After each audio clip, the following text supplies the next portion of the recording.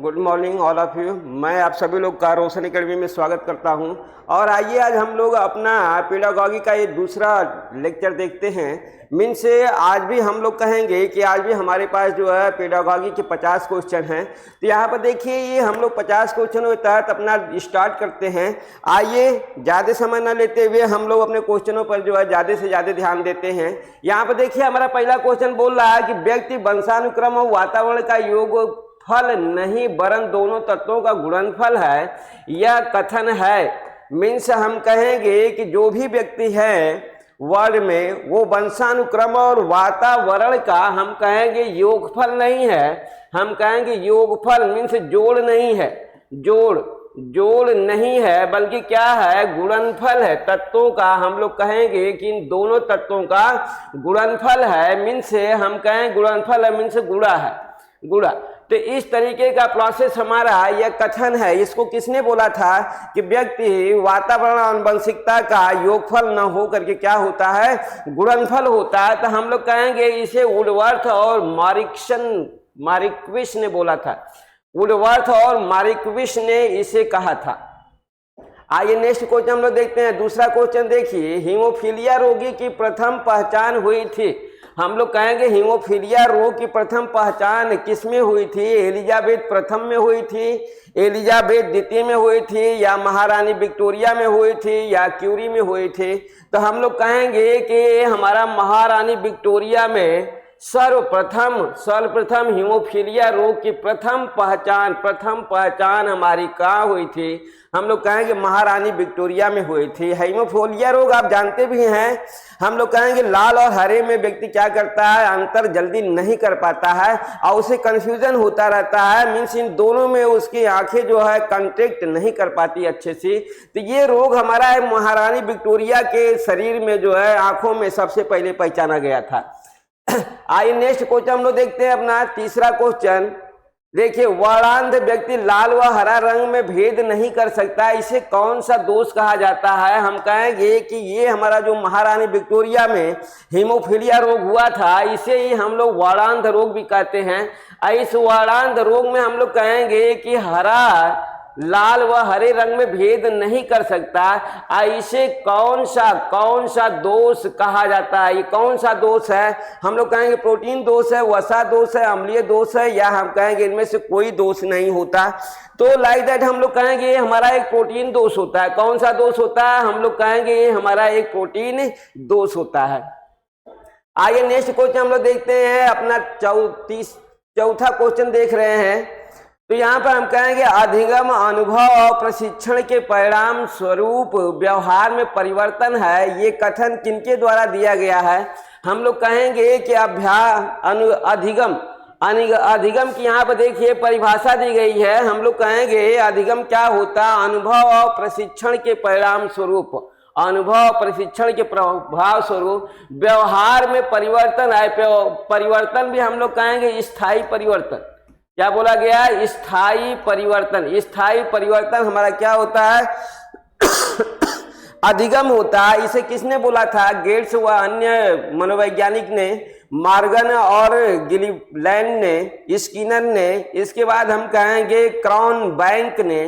तो इस तरीके से हम लोग कहेंगे इसे किसने कहा था? तो हम लोग कहेंगे इसे गेट्स ने बोला था। किसने बोला था? गेट्स और उनके अन्य साइकोलॉजिस्ट सहयोगियों ने ये परिभाषा दी थी। आइए नेक्स्ट क्वेश्चन हम लोग देखते हैं। पांचवा क्वेश्चन देखिए, बोल रहा है कि निम्न में कौन सा अधिगम के पठार का कारण नहीं है? तो हम लोग कहेंगे पठार का कारण जो है, तो यहाँ पर हमारा ये है पठार। देखिए पठार, अधिगम में हमारा पठार की प्रक्रियाएं चलती हैं। तो निम्न में कौन सा अधिगम के पठार का कारण नहीं है? हम कहें प्रेरणा की सीमा, विद्यालय का विद्यालय का असहयोग, शारीरिक सीमा, ज्ञान की सीमा। तो इस तरीके से हम लोग क्या बोलेंगे? हम लोग कहेंगे कि विद्यालय का असहयोग, ये हमारा पॉइंट सही होता है। दूसरा हम लोग कहेंगे कि अधिगम के पठार का कारण नहीं हो सकता। हम लोग कहेंगे कि क्या नहीं हो सकता? तो विद्यालय का असहयोग हमारा हम कहेंगे कि अधिगम का पठार नहीं हो सकता। आइए इस तरीके से अगला क्वेश्चन देखते हैं हम लोग। छठा क्वेश्चन देखते हैं हम लोग। यहाँ पर छठे क्वेश्चन में देखिए बोल रहा है अनुकरण सिद्धांत के द्वारा बालक में क्या विकास किया जा सकता है। हम कहेंगे अनुकरण सिद्धांत के द्वारा, यहाँ पर सिद्धांत दिया अनुकरण सिद्धांत के द्वारा बालक में क्या विकास किया जा सकता है। नकल करने की आदत का, पराधीन रहने की आदत का, आक्रामकता की आदत का, या सद्विचार सद्व्यवहार का। तो हम लोग कहेंगे सद्विचार और सद्व्यवहार का हम लोग कहेंगे विकास बालक में अनुकरण द्वारा किया जा सकता है। सातवां क्वेश्चन आइए हम लोग देखते हैं। सातवां क्वेश्चन हमारा है, बोल रहा है कि सीखने की वह अवधि जब सीखने की प्रक्रिया में कोई उन्नति नहीं होती, में सीखने की वह अवधि जब सीखने की प्रक्रिया में कोई उन्नति नहीं होती है, तो उसे हम लोग सीखने का वक्र कहेंगे या सीखने का पठार। हम कहेंगे उसे सीखने का पठार। अधिगम अगर हमारा नहीं हो रहा, जब अधिगम नहीं होता है तो हम कहेंगे कि वो हमारा क्या होगा, हम कहेंगे सीखने का वो पठार का पोजीशन है। आइए आठवां क्वेश्चन हम लोग देखते हैं जो है, देखिए चिन्ह अधिगम का सिद्धांत किसने दिया था। तो यहाँ पर देखिए चिन्ह अधिगम का सिद्धांत किसने दिया था। हम कहेंगे गुथरी ने दिया था, टॉलमैन ने दिया था, या रॉस ने दिया था, या हल ने दिया था। तो हम कहेंगे इसे टॉलमैन ने दिया था। आपको रटना है इन सबको। हम लोग कहेंगे मनोवैज्ञानिक है टॉलमैन, इसने ही जो है अधिगम का चिन्ह सिद्धांत दिया था। नेक्स्ट क्वेश्चन हम लोग देखते हैं। नौवां क्वेश्चन देखिए, कह रहा है सीखने के लिए किस तत्व का होना आवश्यक है। यहाँ पर हमारा सीखने के लिए कौन सा तत्व का होना आवश्यक है। भूख है, भोजन है, आनंद है, पुनर्बलन है। तो भूख, भोजन, आनंद और पुनर्बलन दिख तो रहा है कि सभी हमारे सीखने के लिए क्या है, जो है तत्व हैं सीखने के। लेकिन यहाँ पर हम कहेंगे कि हमारा जो भूख होती है, हंग्री भूख हमारा क्या है, सीखने का। हम लोग कहेंगे सीखने का, सीखने के लिए हम लोग कहेंगे ये तत्व हमारा होना आवश्यक है। भूख तत्व, हम क्या बोलेंगे, भूख तत्व का होना अति आवश्यक है अधिगम के लिए, न कि भोजन, आनंद और पुनर्बलन का। हम कहें अधिगम क्षमता निम्नलिखित में से किससे प्रभावित नहीं होती है। तो देखिए अधिगम क्षमता मीन्स लर्निंग कैपेसिटी हमारी कह रहा है जो है कि किससे प्रभावित नहीं होती है। हम कहें आनुवंशिकता से प्रभावित नहीं होती, वातावरण से, प्रशिक्षण, बाबलिक शिक्षण से, राष्ट्रीयता से। हम कहेंगे अधिगम का राष्ट्रीयता से कोई लेना देना नहीं होता है। तो इसलिए ऑप्शन हमारा 10वां का सही होता है डी। आइए नेक्स्ट क्वेश्चन हम लोग देखते हैं। एक बालक साइकिल चलाना जानता है। हम कहेंगे एक बालक साइकिल चलाना जानता है।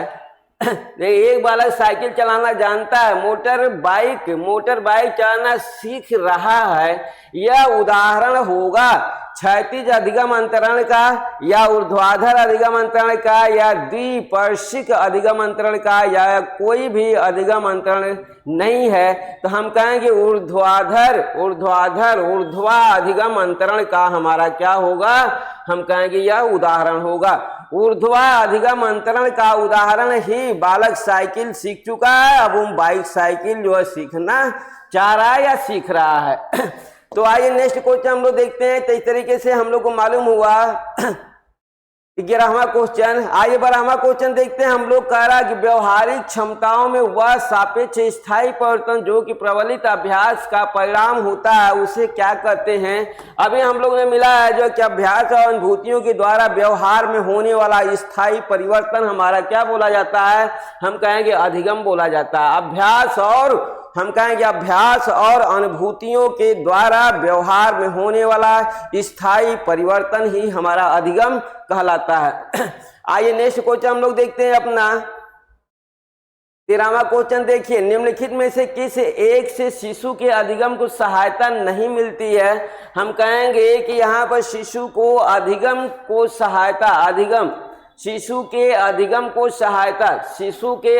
को सहायता नहीं मिलती है।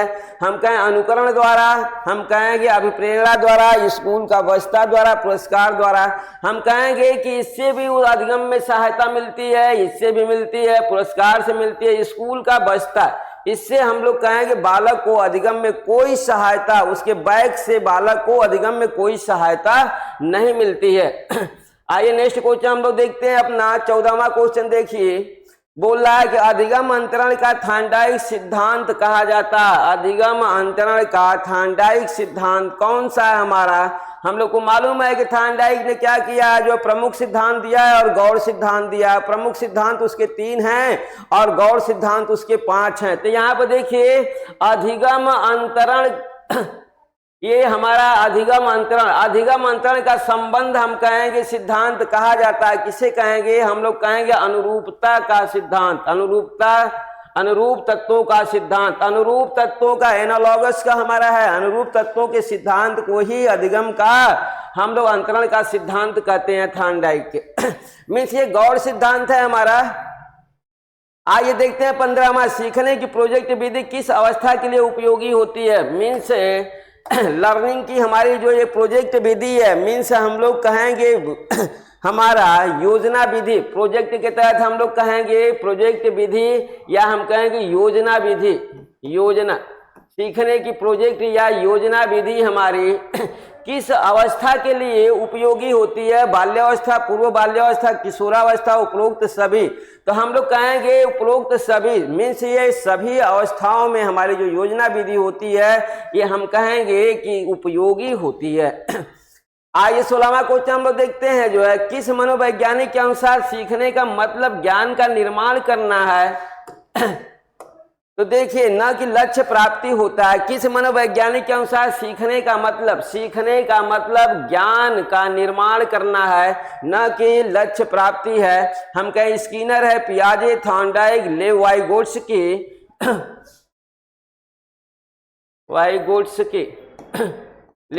तो हम लोग को मालूम है कि ये सिद्धांत हमारा पियाजे का। किसने दिया था? पियाजे ने बोला था कि हमारा सीखने का मतलब ज्ञान का निर्माण करना होता है, न कि लक्ष्य प्राप्त करना होता है। आइए 17वां क्वेश्चन देखते हैं, जो है टाइप मशीन चलाना अधिगम है। मीन्स टाइपिंग करना हमारा किस प्रकार का अधिगम है? हम कहेंगे कौन सा अधिगम सिद्धांत का पालन करता है? टाइप राइटर या टाइप मशीन चलाना। प्रभाव का नियम, तत्परता का नियम, अभ्यास का नियम, प्रयास में त्रुटि का नियम। हम कहेंगे टाइप मशीन चलाना अभ्यास का नियम पर निर्भर करता है। जितना आप अभ्यास करेंगे उतना स्पीड से आप टाइप मशीन को चला पाएंगे। आइए अगला क्वेश्चन हम लोग देखते हैं अपना 18वां क्वेश्चन। देखिए भूल भुलैया किस मनोवैज्ञानिक से संबंधित है? मीन्स हम लोग को मालूम है कि हमारे लखनऊ में भूल भुलैया एक स्थान है। इस भूल भुलैया का हमारा संबंध किस मनोवैज्ञानिक से है? तो हम लोग कहेंगे कि भूल भुलैया का संबंध टॉलमैन से है। किससे है? भूल भुलैया का संबंध मनोवैज्ञानिक टॉलमैन से है। आइए नेक्स्ट क्वेश्चन हम लोग देखते हैं 19वां क्वेश्चन। देखिए कह रहा है कल्पना जितनी अधिक होगी सूझ की क्षमता का विकास उतनी अधिक होगा। मत है, किसका मत है? हम लोग को मालूम है सूझ का सिद्धांत किसने दिया था? सूझ का सिद्धांत कोहलर ने दिया था। लेकिन यहाँ पर हम लोग कहेंगे कि कल्पना जितनी अधिक होगी, कल्पना जितने ही हम कल्पना अधिक होगी, हम कहेंगे सूझ की क्षमता का विकास उतना अधिक होगा। ये किसका कथन है? तो हम लोग कहेंगे इसमें से कोई नहीं है, कोई नहीं हम कहेंगे, क्योंकि ये प्रक्रियाएं हमारी आती है कोहलर से। किससे आती है? कोहलर से आती है। सूझ का संबंध कोहलर से होता है। आइए नेक्स्ट क्वेश्चन हम लोग देखते हैं 20वां क्वेश्चन। देखिए समीपता अनुबंध सिद्धांत है। समीपता में से हमारा नजदीकी का अनुबंधन सिद्धांत एडविन रे गुथरी से है, पावलॉव से है, पावलॉव से है, हम कहें पावलॉव से है, स्किनर से, इसमें से कोई नहीं। तो देखिए समीपता अनुबंधन कंडीशनिंग मीन्स हमारा क्या है? यहाँ पर हमारा क्लासिकल कंडीशनिंग नहीं है, इंस्ट्रूमेंटल कंडीशनिंग नहीं है, नियरली कंडीशनिंग है। समीपता का अनुबंधन नियरली का हमारा संबंध किससे है? एडविन रे गुथरी से है। देखिए समीपता अनुबंधन का सिद्धांत, क्लासिकल अनुबंधन का सिद्धांत आपको मालूम भी है। तो इस तरीके से हम लोग कहेंगे कि ये हमारा समीपता अनुबंधन का सिद्धांत है। पावलॉव का क्लासिकल ये क्लासिकल अनुबंधन का सिद्धांत है। अनुबंधन का सिद्धांत। तो इस तरीके से हम लोग को एडविन रे गुथरी ने बताया जो है कि समीपता अनुबंधन का सिद्धांत होता है। थानडाई के उद्दीपक अनुक्रिया सिद्धांत में पुनर्बलन का कार्य करता है। मीन्स हम लोग कहेंगे पुनर्बलन का कार्य कौन करेगा? हमें मालूम है कि पुनर्बलन का कार्य जो है थानडाई के सिद्धांत में उसने बिल्ली भी लिया है, अनुक्रियाएं भी हो रही हैं, उद्दीपक भी है। डी हमारा बोल रहा है बिल्ली और अनुक्रिया दोनों। तो हम लोग कहेंगे कि हमारा यहाँ पर क्या होगा? उद्दीपक का प्रोसेस में हम लोग कहेंगे कि हमारा उद्दीपक होगा। तो देखिए थानडाई के उद्दीपक अनुक्रिया सिद्धांत में पुनर्बलन का कार्य हमारा कौन करेगा? हम लोग कहेंगे उद्दीपक करेगा। तो यहाँ पर उद्दीपक आपको मालूम ही है कि उद्दीपन और उद्दीपक की प्रक्रियाएं हमारी अधिगम के लिए पुनर्बलन का कार्य करती है। अब पुनर्बलन के प्रोसेस में हम लोग कहेंगे जो है कि एक ऐसा हमारा उद्दीपन जिसके देने से स्वतः अधिगम होता है, चाहे कम हो या अधिक हो, लेकिन क्या होगा? अधिगम जरूर होगा। आइए नेक्स्ट क्वेश्चन देखते हैं। देखिए अंतर्दृष्टि सिद्धांत का प्रतिपादक है, तो यही हम लोग कहेंगे अंतर्दृष्टि का सिद्धांत ही हमारा क्या है? सूझ का सिद्धांत। इसे इनसाइड थियरी कहते हैं। इनसाइड थियरी मीन्स यही हमारा है सूझ यही है। सूझ का सिद्धांत किसने दिया है? आपको मालूम भी है, कोहलर ने दिया था। आइए नेक्स्ट क्वेश्चन देखते हैं हम लोग जो 23वां क्वेश्चन देखिए।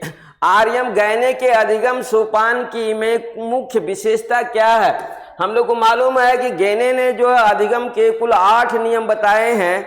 तो 8 नियम के तहत इन्होंने क्या लिया है? यहाँ से आपका बिहार स्टेट में एक क्वेश्चन आया भी था, 5वां इसका नियम आया हुआ था। यहाँ पर देखिए गहने के अधिगम सोपान की में मुख्य विशेषता क्या है? जटिल से सरल की ओर, ज्ञान से अज्ञात की ओर, सरल से जटिल की ओर, विश्लेषणात्मक। तो हम लोग कहेंगे गहने के प्रोसेस में ये है कि सरल से जटिल की ओर। लास्ट इसका 8वां जो हमारा इसका जो चरण है वो हमारा प्रॉब्लम सॉल्विंग का है जो है। तो इस तरीके से हम लोग कहें कि समस्या का समाधान लास्ट चरण में होता है। मीन्स सरल से जटिल की ओर इसका क्या होता है? स्टेप चलता है।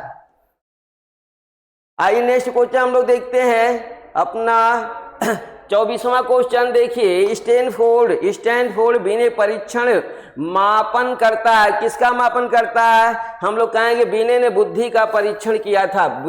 साइमन और बीने, स्टैनफोर्ड साइमन बीने ने बुद्धि का परीक्षण किया था। सबसे पहले बुद्धि का परीक्षण साइमन और बीने ने किया था, 1905 ईस्वी में किया था। क्रिया प्रसूत अनुबंधन सिद्धांत का प्रतिपादक है। हम लोग कहेंगे क्रिया प्रसूत अनुबंधन। हम लोग को मालूम है क्रिया ऑपरेंट थियरी किसने दिया था? Operant response theory. इसे हम लोग क्रिया प्रसूत अनुबंधन हम लोग कहेंगे ऑपरेंट रिस्पांस थियरी। हम लोग को मालूम है क्रिया प्रसूत अनुबंधन सिद्धांत किसने दिया था? हम कहेंगे स्किनर ने दिया था। किसने दिया था? स्किनर ने दिया था। आइए नेक्स्ट क्वेश्चन हम लोग देखते हैं अपना 26वां क्वेश्चन। देखिए सीखने के अंतर्दृष्टि सिद्धांत को किसने बढ़ावा दिया था? अब दिया किसने था? तो ये तो मालूम हो गया कि अंतर्दृष्टि मीन्स हम कहेंगे सूझ का सिद्धांत किसने दिया था? किसने बढ़ावा दिया था? तो देखिए बढ़ावा के तहत हम कहें गेस्टाल्टवादी सिद्धांत। गेस्टाल्टवादियों ने हम लोग कहेंगे सूझ के सिद्धांत को बढ़ावा दिया था। आइए नेक्स्ट क्वेश्चन हम लोग देखते हैं अपना 27वां क्वेश्चन।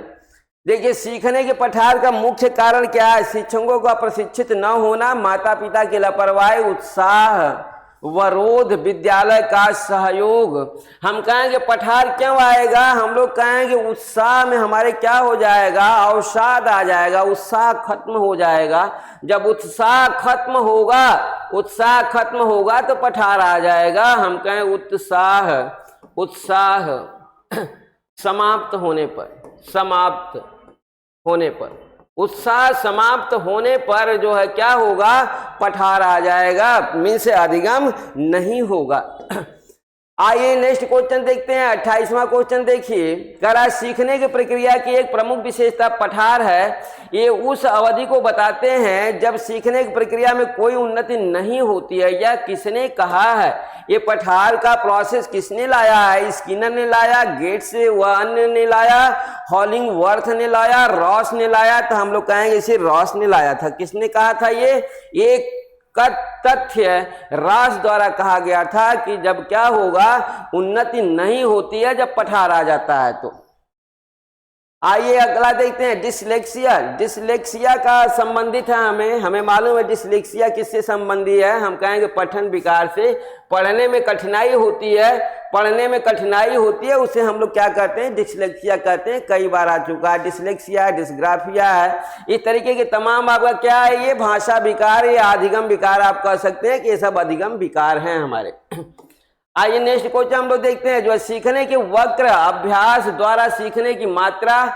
अभ्यास वक्र में हम लोग देखेंगे कि अभ्यास द्वारा सीखने की मात्रा और प्रगति की सीमा को ग्राफ पर प्रदर्शित करते हैं। यह कथन है मन का, रॉस का, वुडवर्थ का, गेट्स व अन्य का। तो हम लोग कहेंगे इसे गेट्स ने कहा। किसने बोला इसको?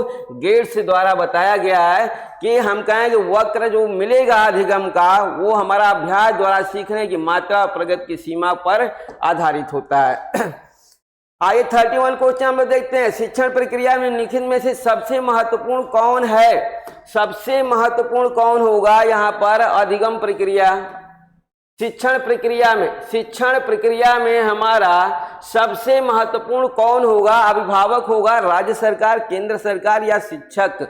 हम कहें शिक्षण प्रक्रिया के लिए शिक्षक ही हमारा क्या होता है? मेजर होता है। हम कहेंगे शिक्षा भी हमारी दो वर्ग में बटी होती है, एक शिक्षक प्रधान है, एक हम कहेंगे छात्र प्रधान जो है। तो यहाँ पर हमारा क्या मिलेगा? शिक्षक मिलेगा।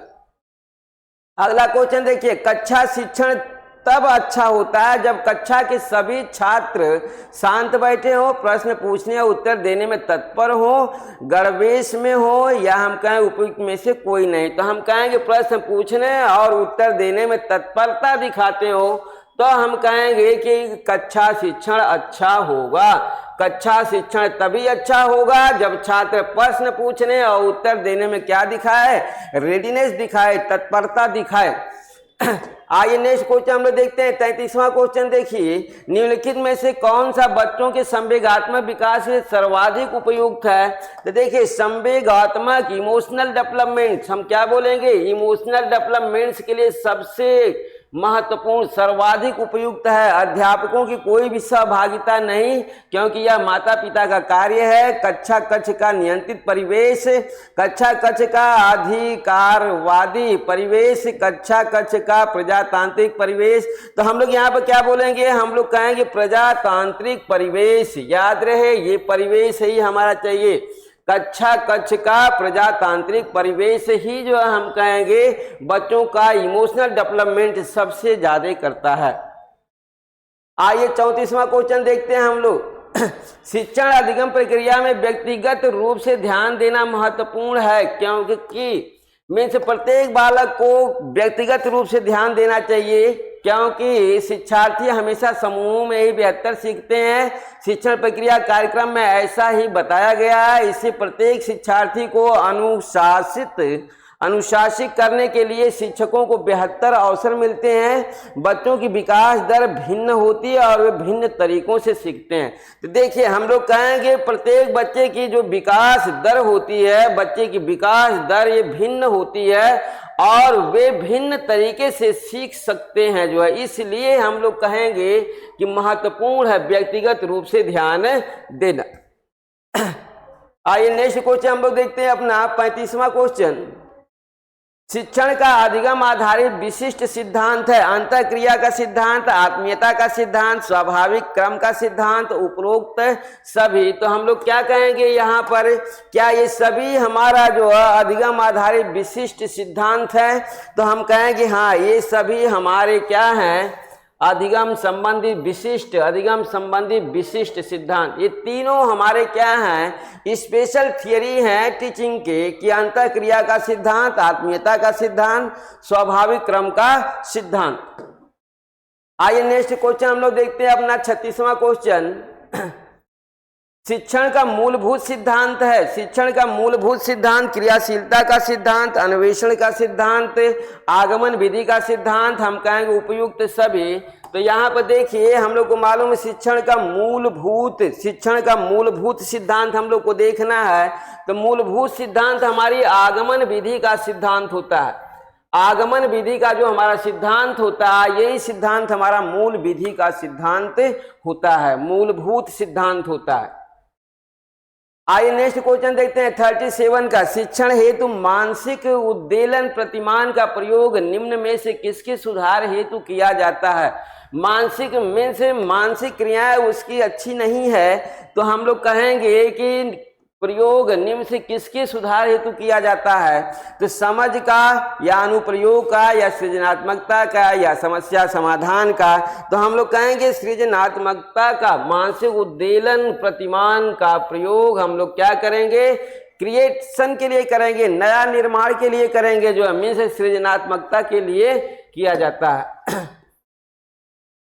38 क्वेश्चन देखिए। शिक्षण प्रक्रिया में निम्नलिखित में से किसका भली प्रकार ध्यान रखना चाहिए?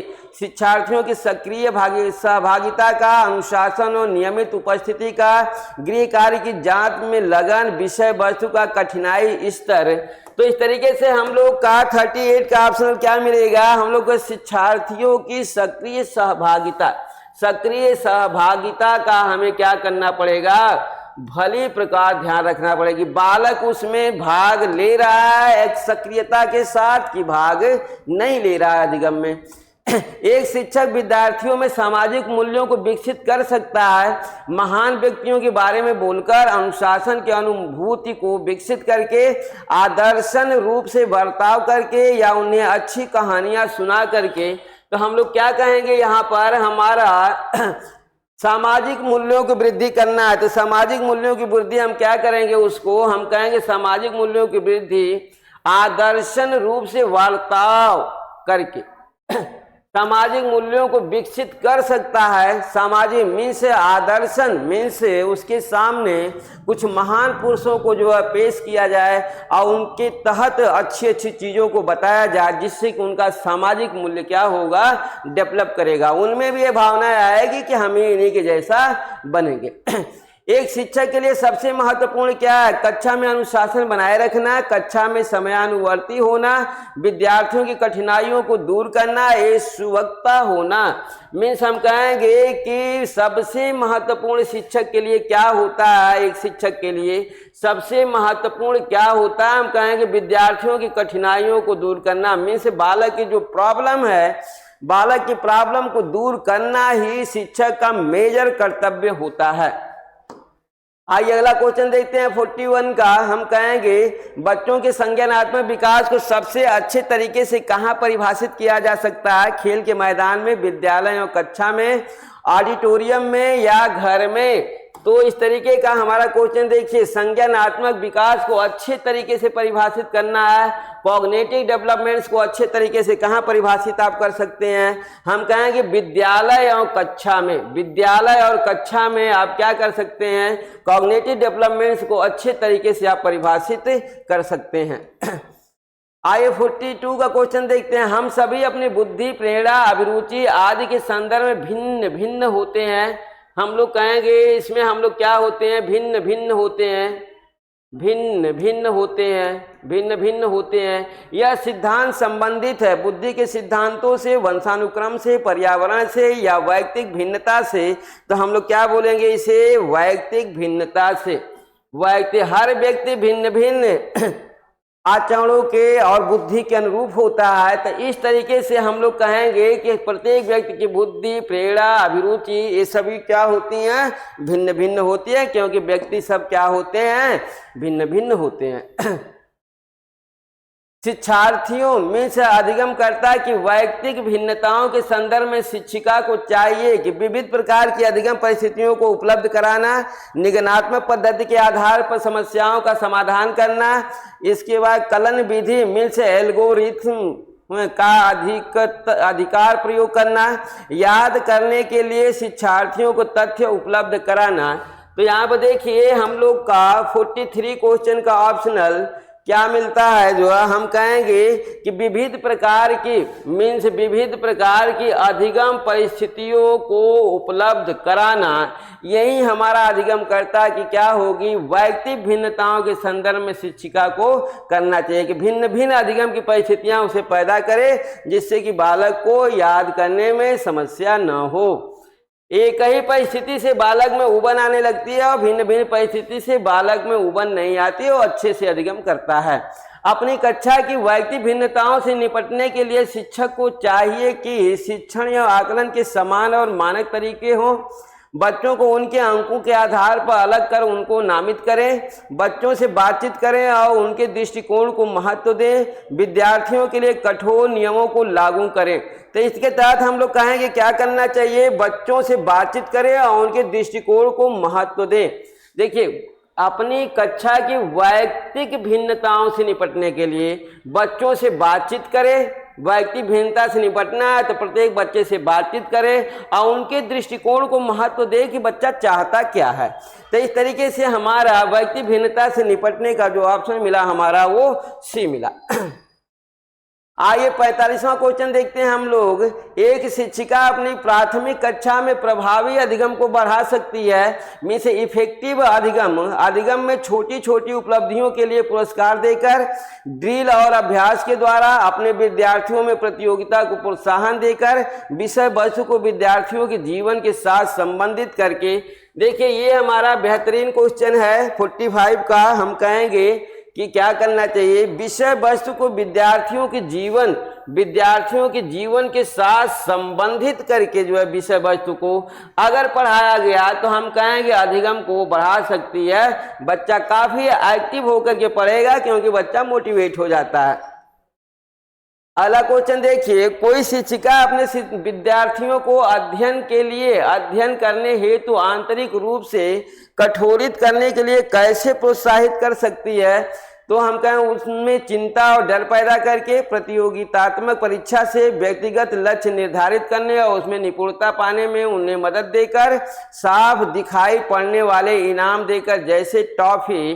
तो हमारा 46 का देखिए यहाँ पर अवार्ड भी दिखा रहा है, पुरस्कार भी दिखा रहा है। तो हम कहें क्या पुरस्कार होगा, नहीं, व्यक्तिगत लक्ष्य निर्धारित करने और उसमें निपुणता पाने उन्हें मदद देकर, निपुणता के तहत उनको जो है क्या करना, जो है मदद दे करके उनमें क्या किया जा सकता है, जो है उनमें आंतरिक रूप से उन्हें प्रोत्साहित किया जा सकता है। नेक्स्ट क्वेश्चन देखिए 47 का। शिक्षार्थियों के ज्ञान अर्जन में सहायता करने के क्रम में अध्यापकों को किस पर ध्यान केंद्रित करना चाहिए। शिक्षार्थी के द्वारा प्राप्त किए गए अंकों ग्रेडों पर, शिक्षार्थियों को सक्रिय सहभागिता के लिए शामिल करना, शिक्षार्थी के द्वारा अधिगम की अवधारणाओं में कुशलता प्राप्त करना, या सुनिश्चित करना कि शिक्षार्थी सब कुछ याद कर सकते हैं। तो इस तरीके से हम लोग कहेंगे कि हमारा ज्ञान अर्जन में शिक्षार्थी को सक्रिय सहभागिता के लिए शामिल करना। मेन पॉइंट पकड़िए, जो है ज्ञान अर्जन अगर करना है तो ज्ञान अर्जन में हम लोग कहेंगे कि शिक्षार्थी को सक्रिय सहभागिता दिखानी पड़ेगी। तो इस तरीके से ऑप्शन हमारा सही होता है बी। नेक्स्ट क्वेश्चन हम लोग देखते हैं अपना 48 का। देखिए, शिक्षार्थियों में वैयक्तिक भिन्नताओं को संबोधित करने के लिए एक विद्यालय किस प्रकार का सहयोग उपलब्ध करवा सकता है। वैयक्तिक भिन्नताओं को संबोधित करने के लिए विद्यालय के तहत बातें की गई है कि वो क्या सहयोग उपलब्ध करा सकता है। तो बाल केंद्रित पाठ्यचर्या का पालन करना और शिक्षार्थियों को सीखने के अनेक अवसर उपलब्ध कराना, शिक्षार्थियों में वैयक्तिक भिन्नताओं को समाप्त करने के लिए हर संभव उपाय करना, धीमी गति से सीखने वाले शिक्षार्थियों को विशेष विद्यालयों में भेजना, सभी शिक्षार्थियों के लिए समान स्तर की पाठ्यचर्या का अनुगमन करना। तो इस तरीके से 48 का हम लोग कहेंगे ऑप्शन हमारा ये सही होता है। हम कहेंगे बाल केंद्रित पाठ्यचर्या का पालन करना और शिक्षार्थियों को सीखने के अनेक अवसर उपलब्ध कराना, यही कर सकता है जो है विद्यालय बच्चों के तहत।